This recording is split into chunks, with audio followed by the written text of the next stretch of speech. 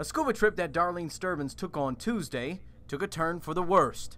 Her family must have had one of the worst days in their life yesterday. Sturbins says around 9:50 Tuesday morning, she and the crew of Coastal Scuba found 43-year-old Karen Murphy floating in the ocean unresponsive.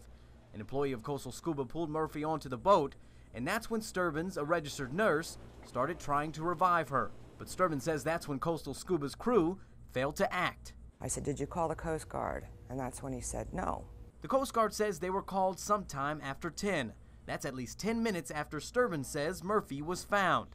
And Sturbins says while they were trying to save Murphy's life on the boat, the divers Murphy was with were still underwater. I said, "You need to get everybody on board. Where's the Coast Guard?" Also, Sturbins says the medical equipment on board was faulty. She says the boat's emergency oxygen was dry rotted, and as for the tanks that attached to it, Sturbins says the first was empty and an employee threw the other overboard. Poor young man kind of freaked out and said, "It's going to blow," and he threw the oxygen overboard. Horry County EMS and the Coast Guard met the boat on the way back to shore, and the coroner's office later pronounced Murphy dead. I don't know if the outcome was going to be different, but I know we would have had a better chance. Coastal Scuba continued operations as usual on Wednesday. We asked the manager about Sturbins' allegations about the faulty equipment.